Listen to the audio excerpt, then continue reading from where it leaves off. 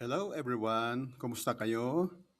Our Bible lesson title today is entitled Building a Beautiful and Holy Temple.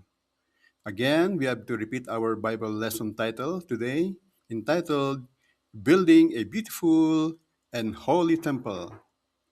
Ano kaya ang mangyayari sa atin if we imagine ourselves building a beautiful and holy temple of God? Kung sakali gagawin natin ang bahay ng dakilang Diyos, meron lang tayong question to ponder or pag-iisipan. What does it take to create a dwelling place fit for the Almighty? In our lesson today, we have three main points of our lesson. Number one, temple in the time of the Old Testament. Number two, temple in the time of the New Testament. And number three, how to build God's temple today. Punta tayo sa ating first main point. During the time of the Old Testament, ang ginawa ni Moses na dwelling place ng ating Diyos ay isang tent, meaning a tabernacle. This was mentioned in Exodus chapter 25 verses 8 to 9 and First Chronicles chapter 6 verse 48. Sa time naman ni Solomon, ginawa ang God's Temple na isang building o gusali. This was mentioned in First Chronicles chapter 28 verses 2 and 3 and verses 6 to 9 and in First Kings chapter 5 verse 5. Sa ating pangalawang main point, subtitled The Temple in the New Testament. If we open our Bible in Acts chapter 7, verse 46 to 50, ang sinabi ng ating Diyos is that God no longer dwells in physical building. Why? Why?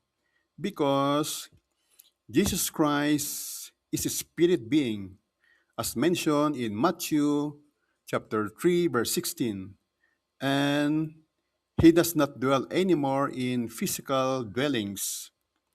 If we open our Bible in John chapter 2 verses 19 to 21, anong sabi dito? Ang sabi niya sa mga Jews, mga Hudyo, sabi niya, in verse 19, sabi niya, destroy this temple, meaning his body, and I will raise it in 3 days. He is talking about his resurrection. Our third and last main point is how to build God's temple today. If we open our Bible in First Corinthians chapter 3 verses 9 and 16 to 17, you and I are God's temple. In Matthew 7 verse 21 to 27, there are two kinds of believers. The one who put into practice God's instruction will never falls.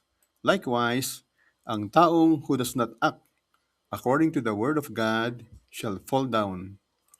In Proverbs 24 verses 3 to 4, through the word of God we shall receive wisdom, understanding, and knowledge.